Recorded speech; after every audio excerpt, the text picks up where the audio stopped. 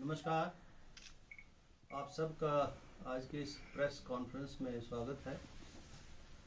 और जो विषय है वो बहुत स्पेसिफिक है।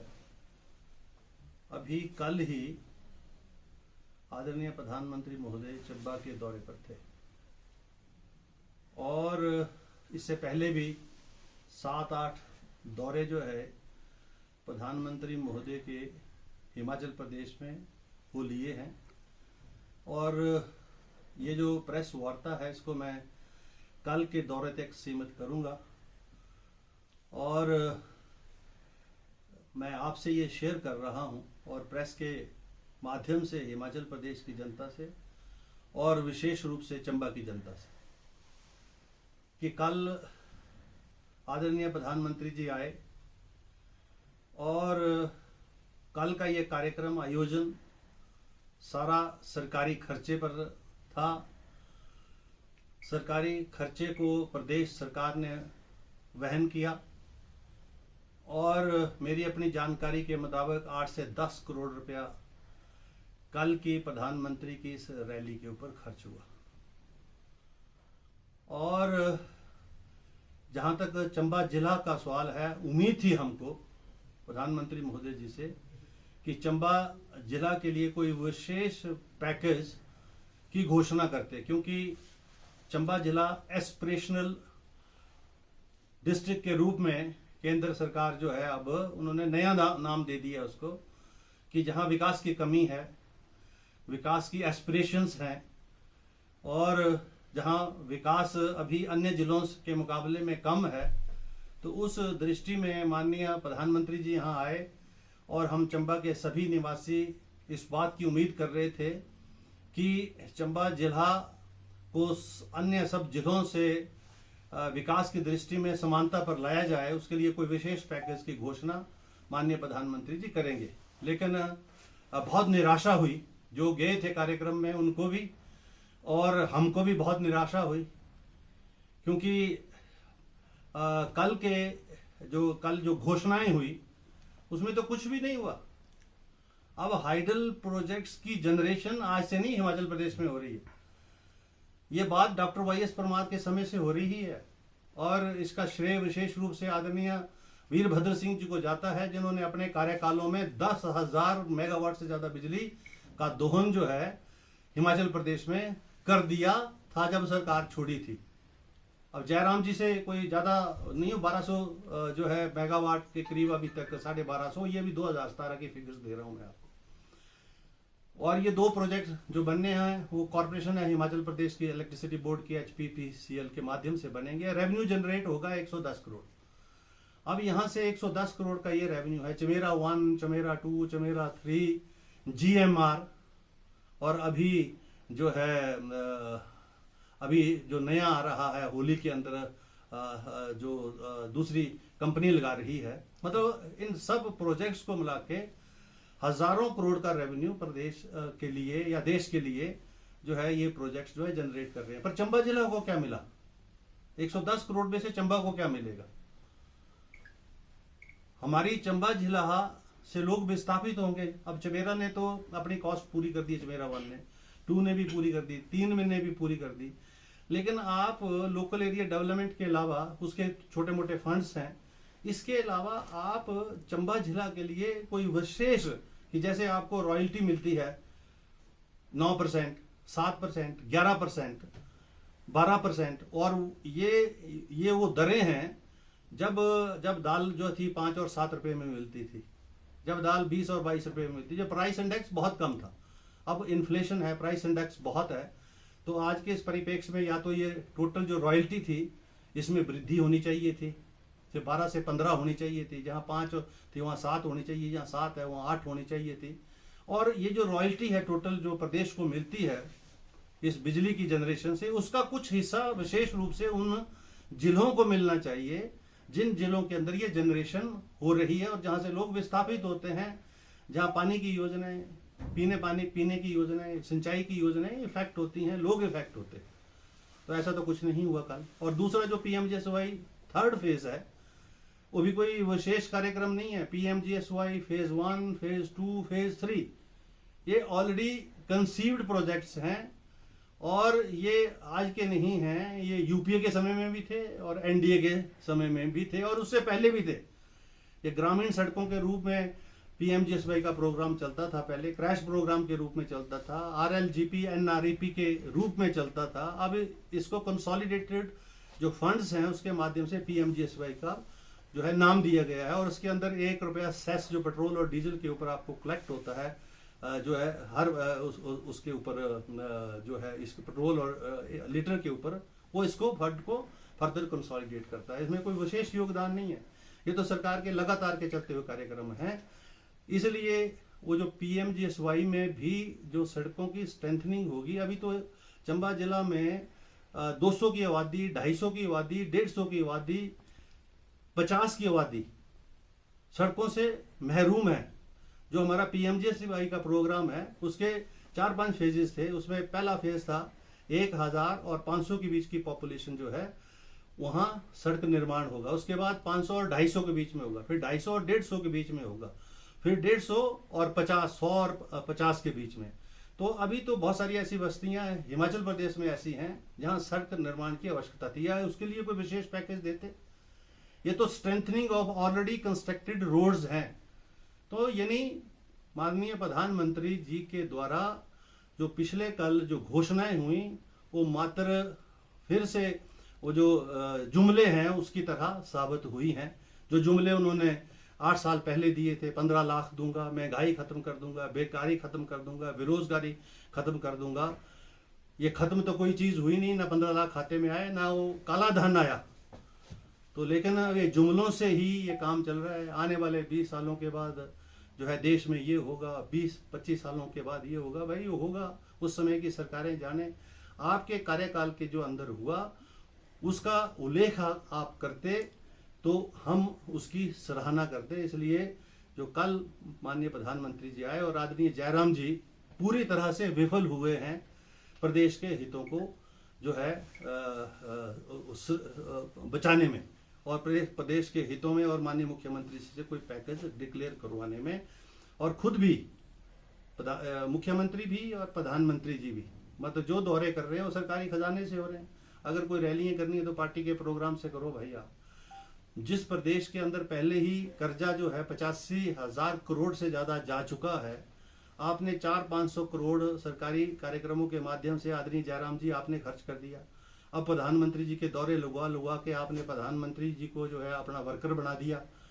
आप पता नहीं जो है क्या चाह रहे हैं और आप सोच रहे हैं कि मैं मोदी जी की जो है यहाँ रैलियां करवा के कहीं हिमाचल प्रदेश में अपना बचाव कर लूंगा।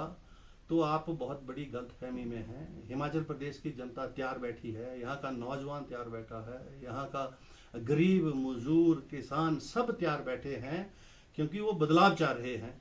आप पिछले 5 वर्षों में प्रदेश सरकार पूरी तरह से विफल हुई है। भारतीय जनता पार्टी विकास करने और कराने में पूरी तरह से विफल हुई है। महंगाई को कम करने में, रोजगार देने में, ओपीएस को लागू करने में, कर्मचारियों के हितों को जो है संरक्षण देने में, या छोटे मोटे जो व्यापारी है उनके हितों को जो है उनको सेफ गार्ड करने में पूरी तरह से फेल हुई है। इसलिए लोग जो है अभी परिवर्तन चाहते हैं और निश्चित तौर पर हिमाचल प्रदेश में कांग्रेस की सरकार बनेगी। मुझे लगता है कि आज चुनाव की घोषणा होगी। अच्छा हुआ घोषणा हो जाएगी। आप रैलियां करो, आप पता लगेगा आपको कि भीड़ कैसे इकट्ठी होती है। अब पता लगेगा क्योंकि आपने सरकारी कर्मचारियों को बुला के, सेक्रेटरियों को, बेचारी सहायकों को या अपने कर्मचारियों को, जिसमें विशेष रूप से जो हमारी आशा वर्कर हैं, आंगनवाड़ी वर्कर हैं, कल तो करवा चौथ का दिन था, आपने कल भी नहीं छोड़ा उनको, व्रत के दिन भी नहीं छोड़ा। तो ये जो आपकी ये जो मैनिपुलेटेड गैदरिंग्स है, अब आपको पता लग जाएगा कि जो है चुनाव होता क्या है और हिमाचल प्रदेश की जनता जो है वो तैयार बैठी है इसके लिए। आप सबका बहुत बहुत आभार, धन्यवाद। और आप और कोई प्रश्न करना चाहें, जानना चाहें तो मैं उसका जवाब दूंगा। धन्यवाद, thank you. Sir, Congress party के मुख्य प्रवक्ता होने के कारण आप ये बताएंगे हर्ष महाजन पे आपने अभी तक कोई टिप्पणी नहीं की, उनके भाजपा में शामिल हो गए, उस बारे में? नहीं, मेरा एक बहुत डिटेल इंटरव्यू उसमें हुआ था नए दौर में जी, जिसमें मैंने कहा था कि ये बहुत ही दुर्भाग्यपूर्ण है कि हर्ष महाजन जी जो है जो मतलब वर्षों से कांग्रेस पार्टी की विचारधारा में विश्वास रखने वाला व्यक्ति जो है आज कांग्रेस की पीठ के ऊपर छुरा घोंप के जो है वो आज जो है भारतीय जनता पार्टी में शामिल हुए। मुझे तो हैरानी है इस बात की कि जो व्यक्ति 2 दिन पहले कांग्रेस की लीडरशिप की पूजा करते थे, आदरणीय सोनिया जी के, राहुल जी के और प्रियंका के खासम खास बताते थे, और 10 जनपद को तो ऐसे बोलते थे 12 तुगलक लेन को कि जैसे उनका घर है। अभी 2 दिनों में कौन सी ऐसी बात हो गई जिससे जो है उनको अब सारे लोग खराब लगने। हॉली लॉज का वो पीछा नहीं छोड़ते थे। अगर हॉली लॉज कोई जाए तो पहले कुर्सी पर विद्यमान होते थे, चाहे वो राजा वीरभद्र सिंह हो, चाहे श्रीमती प्रतिभा सिंह हो, चाहे विक्रमादित्य सिंह हो। अब उनकी जो टिप्पणियां हैं विशेष रूप से सोनिया जी के खिलाफ, राहुल जी के खिलाफ, प्रियंका जी के खिलाफ और प्रतिभा सिंह जी के खिलाफ या विक्रमादित्य के खिलाफ, ये इससे ऐसा लगता है जैसे ठीक मतलब ऐसा लगता है जैसे मानसिक, क्योंकि उनको ब्रेन स्ट्रोक हुआ पीछे, कहीं वो मानसिक संतुलन तो नहीं उनका बिगड़ गया है। मुझे तो ऐसा लग रहा है, क्योंकि जिस भाषा का वो प्रयोग कर रहे थे, जो मैंने सुना उनका इंटरव्यू, वो भाषा तो एक गली कूचे का छोटा से छोटा आदमी भी और कार्यकर्ता नेता की भाषा ऐसा नहीं होती। वो तो ऐसी भाषा का प्रयोग कर रहे थे और उसमें आनंद ले रहे थे। वो समझ रहे थे पता नहीं मैं क्या बोल रहा हूँ।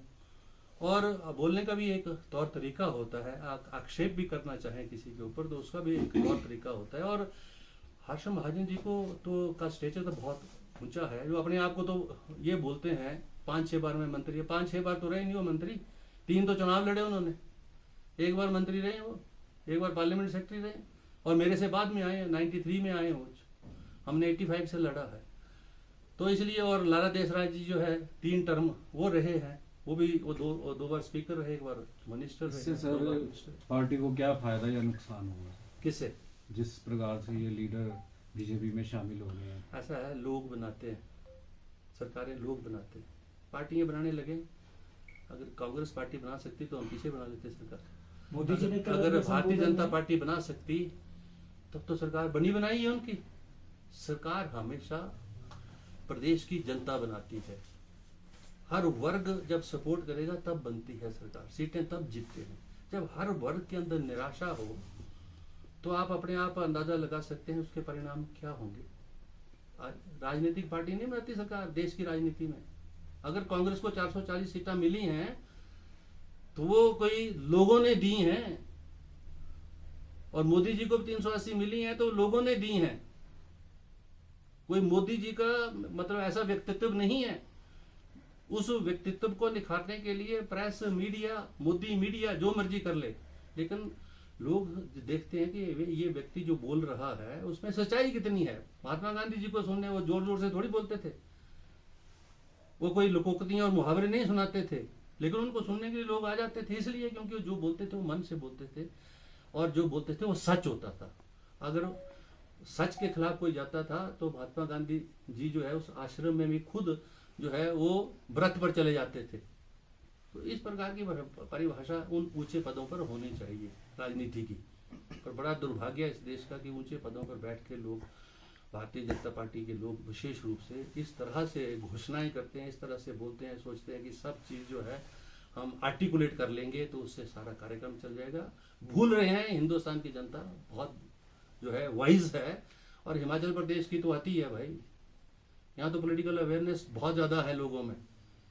यहाँ कोई इन्फ्लुएंस नहीं कर सकता, एक वोटर को भी इन्फ्लुएंस नहीं कर सकता।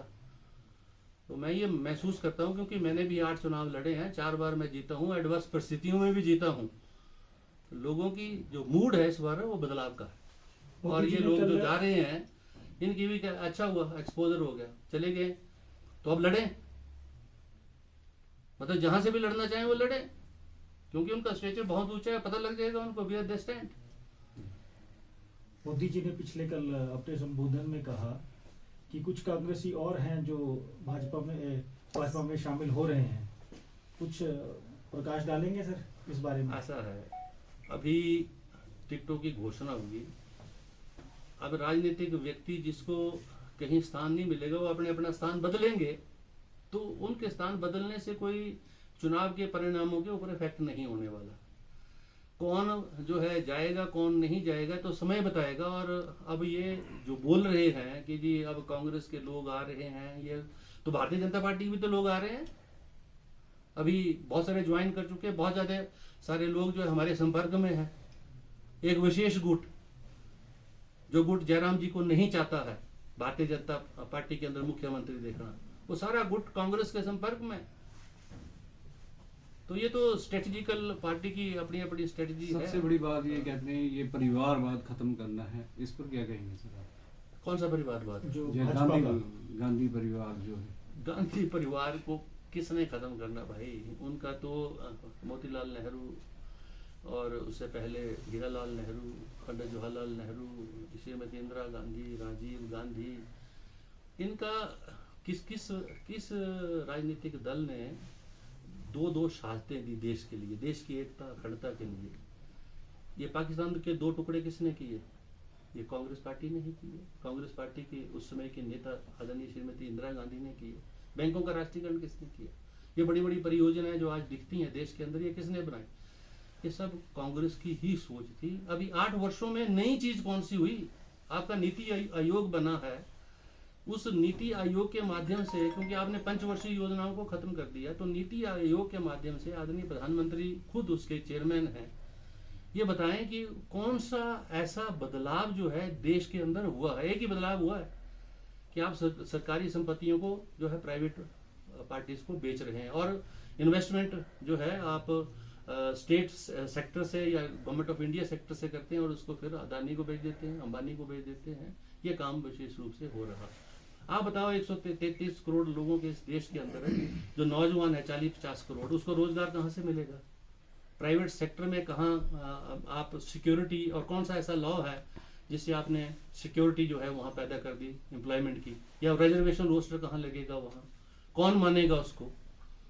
क्यों? उनका तो अपना तौर तरीका होगा जिसमें परफॉर्मेंस होगी, कॉम्पिटेंस होगी, उसी को प्राइवेट सेक्टर जो आगे रखेगा, उसी को साथ रखेगा। तो ये जो मिक्स्ड इकोनॉमी थी हमारी, private, public and corporate sector की, जिसकी कंसेप्ट जो आदरणीय पंडित जवाहरलाल नेहरू ने दी थी, इसी के ऊपर देश को चलने की जरूरत थी एक स्टेज तक, अभी तक। फिर उसके बाद प्राइवेटाइजेशन तो एक्सट्रीम स्टेज है। सर, प्रदेश में भाजपा की सरकार और आपकी विधानसभा में भाजपा का विधायक, और फिर भी एबीपी छात्र संगठन ने कॉलेज के गेट पे ताले जड़ दिए, इस बारे में क्या कहेंगे? ये तो ये पता लग रहा है जयराम जी जो है कितने मजबूत हैं प्रदेश के अंदर, उनकी सियासत कितनी मजबूत है कि जयराम जी को एबीपी नहीं मानती, जयराम जी को जो है भारतीय जनता पार्टी के अंदर बहुत सारे नेता नहीं मानते। मैं नाम क्यों लेना चाहूँगा। और जो है वो कल भी स्टेज के ऊपर आप देख रहे होंगे, पहले तो उन्होंने शुरू कर दिया संबोधन, उसके बाद फिर बड़ी कठिनाई से अनुराग जी का नाम लिया उन्होंने, मुश्किल से, और ऐसा ही अनुराग करते हैं। तो ये बड़ी प्रतिस्पर्धा जो है इनके अंदर, दोनों के अंदर चल रही है जो है। और एक तो सोच रहे हैं कि मैं रिपीट हो जाऊंगा, मैंने उनको व्यक्तिगत तौर पर भी समझाया था कि मैं क्या हिमाचल, अगर वीरभद्र सिंह भी रिपीट हो सकते तो जयराम तो भूल ही जाए, क्योंकि Virbhadra has contributed for the state uniformly. और आज भी जो चिन्ह विकास के नजर आते हैं वो वीरभद्र सिंह का विशेष योगदान है। जयराम जी का क्या योगदान है यार? बटियात की सड़कों को देखो, बुरी हालत, जो बनी हुई सड़कें वो टूट चुकी हैं, लोग बेघर हो गए, आपसे 2 बिस्वा जमीन नहीं दी गई, लोगों को विशेष पैकेज नहीं दी गया, दर्जनों गांव लोग जो हैं अब उनको उठा दिया गया पुलिस के फोर्स बल के ऊपर, नलेड़ गांव को उनको घर भेज दिया गया, आपसे ना पैकेज दिया गया, विशेष राहत दी गई, आपसे ना रिलीफ मैनुअल अमेंड हुआ, प्राइस इंडेक्स कहां से कहां पहुंच गया, जो सरिया 3200 का मिलता था आज जो है 7200-7700 का हो गया है, जो 20 रुपये स्क्वायर फुट रेता मिलता था 80 और 85 रुपये है। प्राइस इंडेक्स कहाँ पहुंच गया? आप रिलीफ मैनुअल से पैसे दे रहे 10,000, 5,000, 50,000, अरे ज्यादा से ज्यादा लाख रुपया, उससे कहाँ बनेगा? उसका कमरा भी नहीं बनेगा भाई। तो आप तो पूरी तरह से फेल हैं जयराम जी। सर, हर्ष महाजन ने एक टिप्पणी की थी कि कांग्रेस का हर जिले में एक मुख्यमंत्री है। देखो वो तो अच्छी बात है, मतलब कांग्रेस के पास बहुत मैच्योर लीडरशिप है, जो मुख्यमंत्री के लिए क्लेम कर सकता है। मुख्यमंत्री तो जो है वो जब सारे हिमाचल प्रदेश की जनता जिसको मैंडेट देगी, जिस पार्टी को मैंडेट देगी, वो चुने हुए लोग बैठेंगे और हाई कमांड से सलाह मशवरे के बाद मुख्यमंत्री बनता है, ये उनको भी पता है। तो इसमें कौन सी बुरी बात है भाई? हर्ष महाजन भी तो क्लेमेंट थे, हर्ष महाजन भी तो खुद यही चाहते थे। तो अगर हर्ष महाजन चाह सकते तो अन्य नहीं चाह सकता कोई। सभी को अधिकार है। जो लोग लगातार 4 बार, 5 बार, 6 बार विधायक बन गए हैं, हर्ष महाजन जी जो 3 बार बने, आशा जी जो 6 बार बन चुकी हैं, मुकेश अग्निहोत्री इन कॉन्टिन्यूटी 4 बार हैं, 4 बार सुखविंदर सिंह सुखी हो गए, और hats off to the Mahendra Singh है तो वो ऑपोजिशन में, वो तो भाई 7 बार लगातार हो लिए। ठाकुर कौर सिंह 9 बार हो लिए। आप 3 बार के अगर जो है अपने आप को जो है राजा साहब का विशेष सलाहकार और जो है फाइनेंशियल मैनेजर होने का जो खिताब आप लेते थे, अगर आप सोच सकते हैं कि मेरा कोई कद है कांग्रेस के अंदर, आपका विशेष योगदान है क्या कांग्रेस के अंदर? आपको वाइस प्रेसिडेंट बनाया गया, working vice president. What is the contribution which I want to know for the last 5 year where you were, और for the last 15 year where you were. जहाँ बोलते हो कि मेरे चंबे जिले में जन्म हुआ, ये हुआ, वो हुआ, तो भाई 15 सालों से तो आप उस जिले की खबर ज्ञात नहीं ली। आप दूसरों के बारे में आक्षेप कर रहे हो। खुद अपने बारे में झांको भाई, खुद अपने अंदर देखो आप क्या है। जिला चंबा को रेल लाइन से जोड़ने, यहाँ के जो टनल प्रोजेक्ट्स हैं और यहाँ की सड़कों के बारे में, इसके बारे में कोई भी घोषणा नहीं हुई, तो इस बारे में आपके एयरपोर्ट भी ये कल हम उम्मीद कर रहे थे, क्योंकि प्रधानमंत्री जी आए थे और मुख्यमंत्री जी ये मांग उनके आगे रखेंगे। ना मुख्यमंत्री जी ने रखी, ना प्रधानमंत्री जी ने इसका रेफरेंस दिया। रेल तो बहुत दूर की बात है अब, क्योंकि रेल बन सकती है। और कुछ लोग ये बोल रहे थे कल भी, और मैंने सुना 1-2 पॉलिटिशियंस को बोलते हुए कि भाई ये ऐतिहासिक है, ऊना में रेल पहुंच गई। अरे भाई, अंग्रेजों ने रेल जो है ना जब शिमला में आज 150-200 साल पहले पहुंचा दी, और उस रेलवे लाइन का एक डंगा नहीं गिरा आज तक, एक पत्थर नहीं गिरा। हमारी सड़कों का डंगा आज लगता है कल गिर जाता है। मैंने ये पीडब्ल्यूडी विभाग को भी कहा है वर्तमान में भी कि आपका डंगा लगता है दूसरे दिन क्यों गिर जाता है भाई, उनका क्यों नहीं गिरा। और ये जो आप रेलवे की बात कर रहे हैं, रेलवे तो बहुत दूर की बात है। हम उम्मीद कर रहे थे चंबा जिला के रोड्स की स्ट्रेंथनिंग के ऊपर जो है माननीय प्रधानमंत्री कोई विशेष पैकेज देंगे। पीएमजीएसवाई में तो सारा हिमाचल प्रदेश कवर होगा ना, कोई चंबा ही थोड़ी कवर होगा।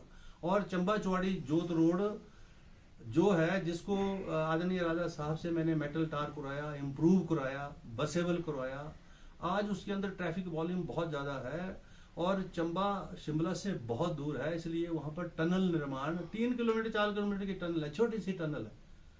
कल हम उम्मीद कर रहे थे कि प्रधानमंत्री चंबा चौड़ी जोत रोड के ऊपर टनल निर्माण की घोषणा करेंगे।